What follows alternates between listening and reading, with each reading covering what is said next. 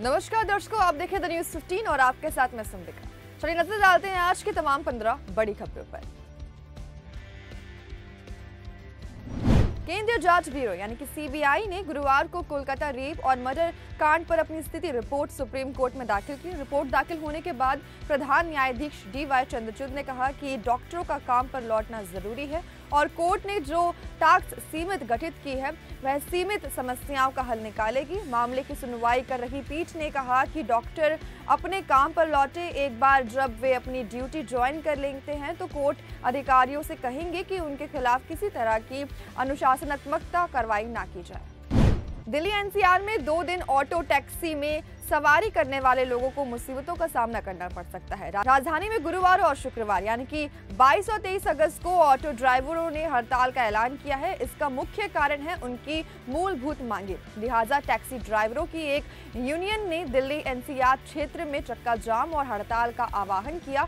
ऐसे में 2 दिनों तक लोगों को भारी दिक्कतों का सामना करना पड़ सकता है। हालांकि परिवहन विभाग ने अधिकारियों से आश्वस्त किया है कि इसका ज्यादा असर नहीं पड़ेगा। जम्मू कश्मीर में पहले चरण में चुनाव के लिए नामांकन की प्रक्रिया शुरू हो गई है। लोकसभा के नेता प्रतिपक्ष राहुल गांधी इस वक्त जम्मू कश्मीर के दौरे पर हैं और उन्होंने गुरुवार को नेशनल कॉन्फ्रेंस के नेता फारूक अब्दुल्ला से मुलाकात की है। जम्मू कश्मीर में नेशनल कॉन्फ्रेंस और कांग्रेस के बीच गठबंधन हो गया है। इस बात का ऐलान अध्यक्ष फारूक अब्दुल्ला ने किया। कांग्रेस अध्यक्ष मल्लिकार्जुन खड़गे और सांसद राहुल गांधी ने आज फारूक अब्दुल्ला के आवास पर उनसे मुलाकात भी की। इस बैठक के बाद फारूक ने कहा कि केंद्र शासित प्रदेश की सभी 90 सीटों पर कांग्रेस और नेनका के साथ चुनाव लड़ेगी। असम में मुस्लिम निकाह को लेकर अब 90 साल पुराना कानून बदला जाए। हेमंत बिस्वा शर्मा की सरकार निकाह को लेकर नया कानून लाने जा रही है। राज्य कैबिनेट से मुस्लिम marriage and divorce registration bill 2024 को मंजूरी मिल गई है। इस बिल में निकाह और तलाक का रजिस्ट्रेशन कराना जरूरी होगा।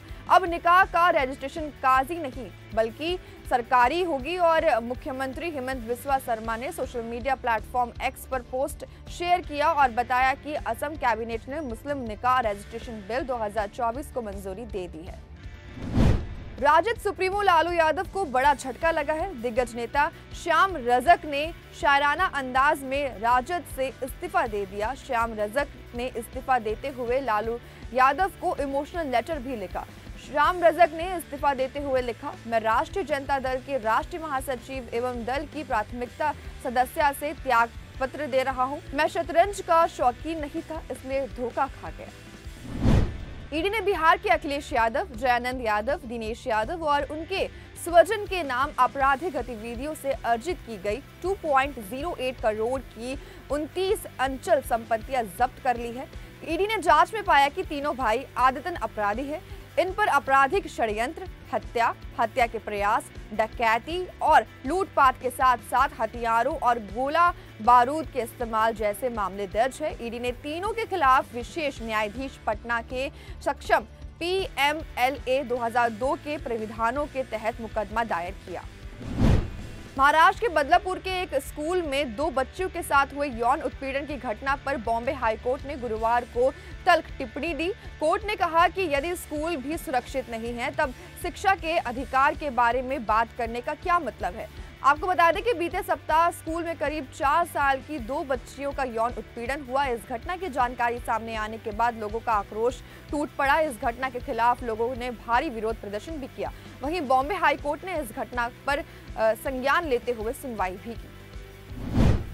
वक्फ संशोधन बिल पर जेपीसी की गुरुवार को पहली बैठक हुई। बैठक में मुस्लिम सांसदों ने वक्फ ट्रिब्यूनल में स्थानीय डीएम और नॉन माइनॉरिटी मेंबर्स को शामिल करने का विरोध किया। बैठक बीजेपी सांसद जगदम्बिका पाल की अध्यक्षता में हुई। आम आदमी पार्टी के सांसद संजय सिंह ने वक्फ जेपीसी बैठक को लेकर तीखा विरोध जताया। उन्होंने कहा, संविधान की धारा 26 धार्मिक स्वतंत्रता की आजादी देता है। ये बाबा साहेब का संविधान है जिसमें लिखा है कि धार्मिक संस्थाओं के प्रबंधन में सरकार का कोई हस्तक्षेप नहीं होगा। इस बिल को 8 अगस्त को लोकसभा में पेश किया जाएगा।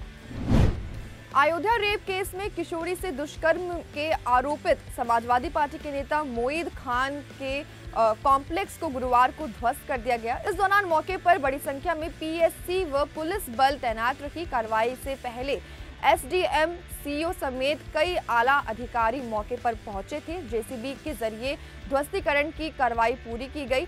अयोध्या पुलिस ने इसी साल 30 जुलाई को जिले के पुरान कलंदर थाना क्षेत्र में भदरसा कस्बे में बेकरी चलाने वाले स्थानीय सपा नेता मोईद खान और उनके कर्मचारी राजू को 12 साल की एक बच्ची से दुष्कर्म के मामले में अयोध्या रेप केस में किशोरी से दुष्कर्म के आरोपित समाजवादी पार्टी के नेता मोईद खान के कॉम्प्लेक्स को गुरुवार को ध्वस्त कर दिया गया। इस दौरान मौके पर बड़ी संख्या में पीएससी व पुलिस बल तैनात रखी। कार्रवाई से पहले एसडीएम, सीओ समेत कई आला अधिकारी मौके पर पहुंचे थे। जेसीबी के जरिए ध्वस्तीकरण की कार्रवाई पूरी की गई।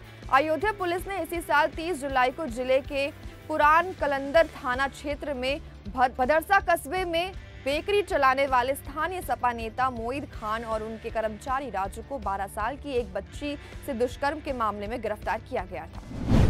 पश्चिमी चंपारण के नौतन थाना क्षेत्र में शराब के धंधेबाजों से उत्पाद विभाग के दारोगा और 3 होमगार्ड जवानों को गुरुवार सुबह लाठी डंडों से हमला करके बुरी तरह से पीटा गया। विभाग की टीम गुप्त सूचना पर गांव के मुखिया के घर पर छापेमारी के लिए गई थी। आरोप है कि मुखिया के घर पर तस्करी कर लाई गई शराब की खेप रखी है। इसके बाद पुलिस ने चारों ओर उपचार के लिए गवर्नमेंट मेडिकल कॉलेज अस्पताल में भर्ती कराया गया। दरोगा और 2 जवानों का सिर फट गया है। राजस्थान में भारी बारिश का दौर जारी है, जहां बीते 24 घंटों में कोटा व अजमेर सहित 4 जिलों में भारी बारिश का प्रभाव देखा गया। मौसम केंद्र जयपुर के अनुसार गुरुवार को सुबह 8:24 में पश्चिमी राजस्थान में कहीं-कहीं पर तथा पूर्वी राजस्थान के अनेक स्थानों पर बादलों की गरज के साथ हल्की से मध्यम बारिश दर्ज की गई। प्रधानमंत्री नरेंद्र मोदी का पोलैंड में आज दूसरा दिन है। पोलैंड दौरे के बाद पीएम मोदी यूक्रेन जाएंगे। सालों में यह किसी भारतीय पीएम की पहली यूक्रेन यात्रा होगी। पीएम मोदी यूक्रेन की राजधानी कीव में 7 घंटे बिताएंगे। पीएम मोदी की ये यात्रा इसलिए भी खास है क्योंकि इसमें वो 10 घंटों की ट्रेन की यात्रा करने वाले हैं। पीएम मोदी ट्रेन में क्यों सफर करेंगे, इस सवाल का जवाब ये है कि रूस के साथ यूक्रेन का युद्ध जारी है, ड्रोन हमले हो रहे हैं, मिसाइलें दागी जा रही है। ऐसे में यूक्रेन का एयर स्पेस सुरक्षित नहीं है। कंगना रनौत इन दिनों अपनी फिल्म इमरजेंसी को लेकर काफी सुर्खियों में बनी हुई हैं। अभी हाल ही में इस फिल्म का ट्रेलर रिलीज हुआ जो लोगों को काफी पसंद भी आया। अगले ही महीने ये फिल्म बड़े पर्दे पर भी नजर आने वाली है, लेकिन अभी ये फिल्म रिलीज नहीं हुई है क्योंकि इस फिल्म को लेकर पंजाब में विवाद हो गया है। दरअसल बठिंडा की सांसद हरसिमरत कौर बादल ने इस फिल्म के खिलाफ विरोध किया। उनका मानना है कि इस फिल्म में सिख समुदाय की भूमिका को गलत तरीके से दिखाया गया और सिख समुदाय की छवि को खराब तरीके से दिखाया जा रहा है। बीसीसीआई और इंग्लैंड क्रिकेट बोर्ड ने गुरुवार को भारत और इंग्लैंड के बीच अगले साल 2025 में खेले जाने वाली टेस्ट सीरीज का स्केड्यूल जारी कर दिया है। आईसीसी विश्व कप चैंपियनशिप का चौथा चरण शुरू हो जाएगा और ये सीरीज उसका ही हिस्सा होगा। भारत इंग्लैंड के बीच पहला टेस्ट मैच लीड्स में 20 जून 2025 में खेला जाएगा। वहीं आखिरी टेस्ट 31 जुलाई को होगा। मैनचेस्टर में भी टीम इंडिया टेस्ट मैच खेलेगी। तो ये थी आज की कुछ तमाम 15 बड़ी खबरें। देखते रहिए द न्यूज़ 15। वीडियो को लाइक, चैनल को सब्सक्राइब करना बिल्कुल ना भूलें।